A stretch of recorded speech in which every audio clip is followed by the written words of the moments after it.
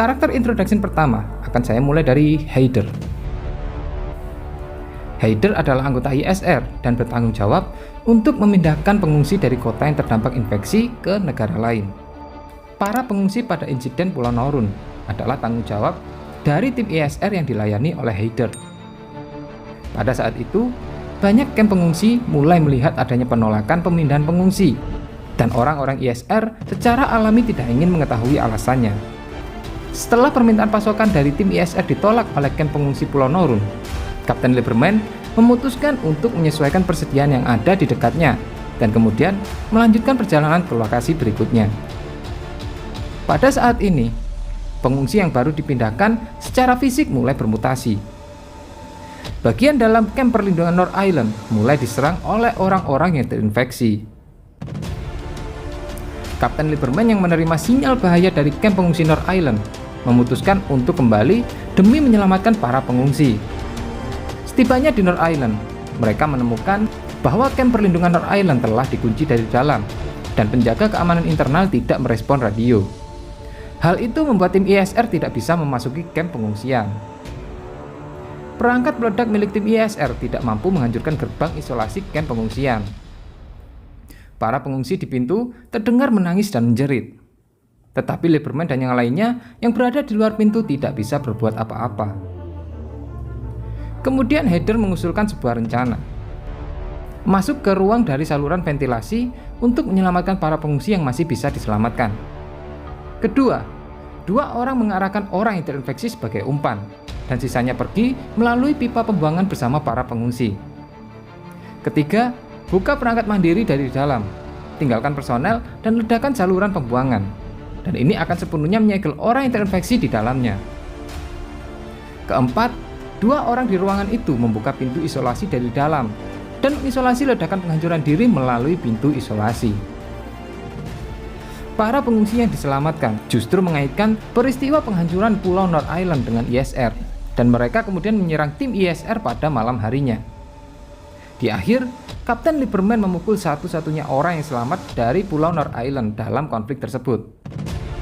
Dalam catatan pemerintah selanjutnya di Pulau Norun, semua korban terinfeksi dan mulai bermutasi di kamp pengungsian, dan tim ISR meluncurkan kamp perlindungan untuk mengendalikan kebocoran virus.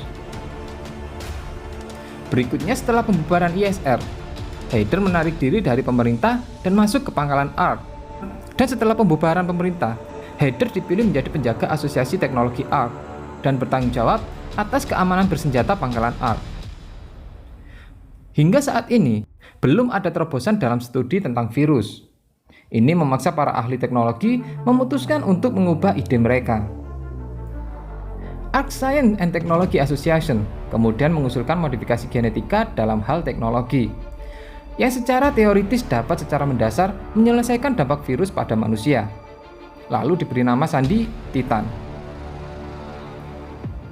Dalam rangka mencapai rencana Titan, teknologi perlu mengumpulkan dan mengingat sejumlah besar data yang diperlukan, dan memutuskan untuk bekerja sama dengan trade union di dunia baru untuk kembali ke daratan.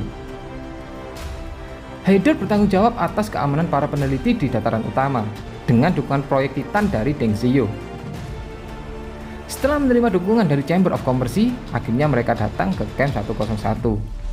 Tujuan pertama untuk mengambil sampel data yang diperlukan oleh Scientia adalah Gunung Salju Dog. Dilaporkan bahwa sebuah organisasi penelitian di dunia lama telah menemukan titik terobosan dalam toleransi dingin tanaman. Data penelitian ini ada di laboratorium di puncak Gunung Salju. Dengan kembali ke daratan, maka ingatan lama dan krisis baru sedang menunggu Haider. Dan itu tadi karakter introduction untuk Haider. Memang pendek ya, karena memang developernya posnya juga segitu aja, nggak ada cerita lanjutan untuk Haider. Dan sekarang kita bisa tahu tentang latar belakang dari Haider. Lalu kita pindah ke karakter dari Rachel. Rachel adalah putri bungsu dari wali kota Levin yang bernama Joseph, dan memiliki saudara perempuan yang bernama Ingrid, seorang anggota mercenary trade union.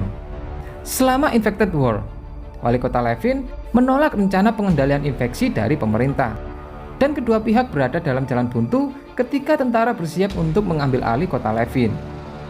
Pada saat ini, sejumlah besar orang yang terinfeksi mengalir dari sisi lain kota Levin dan mulai menyerang warga kota. Seluruh warga kota Levin hampir sepenuhnya dibunuh oleh orang yang terinfeksi. Russell kemudian mengikuti saudaranya Ingrid untuk memimpin sekelompok kecil pengungsi agar bisa melarikan diri dan bertahan dari alam liar.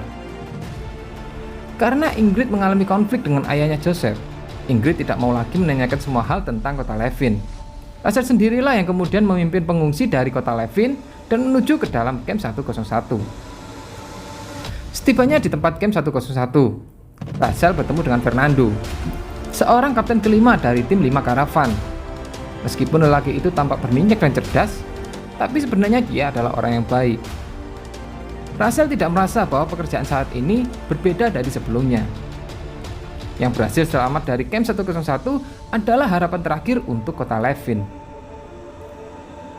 Ayah Joseph, bagaimanapun juga, dia harus memikul tanggung jawab ini atas kehendak ayahnya. Dan rencana eksplorasi Hokuriku dari Trade Union akan memberi Russell harapan baru di hati yang tenang. Warga kota Levin yang mengembara dapat mengikuti rencana ini untuk membangun kembali rumah mereka. Dan kebenaran tentang penolakan ayahnya untuk bekerja sama dengan militer juga sepertinya akan bisa diselidiki.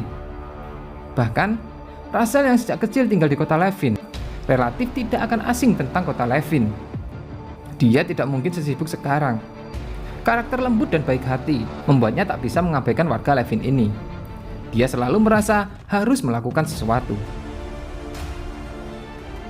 Menjelang wabah infeksi, dia kembali ke kota Levin. Meskipun ayahnya aneh dan kakak perempuannya bersifat pemberontak, Russell tetap yakin bahwa ayah dan saudara perempuannya adalah orang yang jujur dan baik. Meskipun dia tidak tahu apa tujuan asli dari keputusan ayahnya, dia memilih untuk tetap percaya dan mendukung. Kebahagiaan dalam camp 101 adalah titik awal bagi banyak orang yang selamat. Hidup tidaklah sesederhana seperti menyelamatkan hidup orang lain. Seseorang perlu membimbing mereka untuk menerima status quo dan memasuki kembali kehidupan normal. Sekarang Russell sudah terbiasa dengan semua orang yang meneriakan namanya. Dan ketika mereka tidak tahu harus kemana, Russell selalu ada untuk membantu mereka tepat waktu, menenangkan hati para warga camp 101. Dan ini untuk karakter introduction dari seorang Russell, seseorang yang menjawab sinyal radio dari kita pada saat kita masih berada di Hope Valley. Oke, lanjut ke karakter berikutnya, yaitu Cleven. Cleven adalah seorang mantan wali kota dari Farstar 704 dan merupakan teman dekat dari wali kota Justin. Setelah kehancuran Farstar 704, Cleven meyakini bahwa tragedi infeksi yang terjadi di Scarlet Grove adalah disebabkan oleh Lazarov yang dibawa oleh militer Imperial menuju ke Snow Highland. Dia bersumpah untuk membalaskan dendam atas kehancuran kotanya kepada Federasi dan memutuskan untuk memburu Lazarov. Cleven belajar dari seorang pria misterius tentang hubungan antara Lazarov dan makhluk terinfeksi dan mengetahui di mana keluarga Lazarov berada. Sehingga ini menjelaskan tentang gambar Talamus dan Sin yang sering muncul di map Red Wild, Sun Castle, dan Snow Highland. Dan di sini juga disebutkan Cleven belajar dari pria misterius. Nah, nama pria misterius disebutkan lagi di cerita Cleven ini, di mana selama ini kita mengenal satu-satunya orang misterius itu adalah Aston, yang pernah saya sebutkan dalam misi rencana Hokuriku. Dan jujur saya lebih mengarah ke Aston, dan sepertinya si Aston ini memiliki sebuah organisasi rahasia. Jika kalian sudah mendengarkan original story Life After episode terakhir, di situ saya menyebutkan bekas tempat pemboman kini menjadi area terlarang dan tidak ada yang tahu apa yang sedang dikembangbiakan di sana. Mungkin bisa saja organisasi dari Aston inilah yang mengelola tempat terlarang itu. Jadi akan saya cari tahu lebih dalam lagi tentang pria misterius ini. Apakah ada hubungannya dengan Aston dan juga tentang organisasi dari Aston ini. Lanjut ke karakter terakhir. Oades adalah mantan anggota karavan dari tim yang dipimpin oleh Arthur.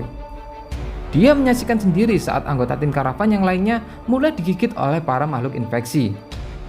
Setelah Haley yang membawa timnya mengalami kecelakaan di kota Levin, Oades mengalami trauma dan mulai mempercayai bahwa dengan memakan para makhluk yang terinfeksi adalah satu-satunya cara untuk bertahan hidup di kiamat dunia ini. Setelah kecelakaan itu, Oades melarikan diri ke dalam penjara kota Levin dan menjadi seorang sipir di dalam penjara tersebut. Hades kemudian memaksa para tahanan secara fisik maupun verbal untuk berburu dan memakan para makhluk yang terinfeksi. Ini karakter paling greget sih di muka bumi Life After. Infected dimakan, cuk. Ini kalau semua player ngikutin Hades, udah nggak perlu Dura lagi ya kan, nggak perlu armor, nggak perlu weapon, tinggal makan aja itu Infected, kelar urusan. Jadi kalau kalian sudah mendengarkan teori sinyal radio dari Arthur, di situ saya katakan bahwa salah satu anggota tim Arthur masih menghilang, dan sekarang kita sudah tahu kemana salah satu anggota tim Arthur ini. Makan zombie, cuy. Grilled zombie, zombie scraper, zombie with chili sauce. Oke, dan itu tadi beberapa karakter introduction mulai dari Heather, Russell, Cleven, dan Hades ya, manusia tergege, tergreget ya. Dan kalau ada acara Greget Global Award pastinya akan jatuh ke Hades. Makan zombie. Ini buat kalian yang suka jadi zombie di Levin, hati-hati kalau ketemu Hades ya, kalian nggak bakal dibunuh tapi dimakan.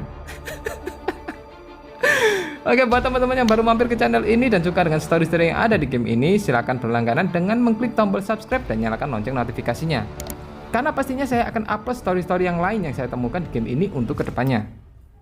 Silahkan like video ini jika kalian suka, silahkan dislike jika kalian tidak suka. Sampai ketemu di video berikutnya, bye-bye. Makan zombie, zombie guling bakar, zombie bakar gulirnya.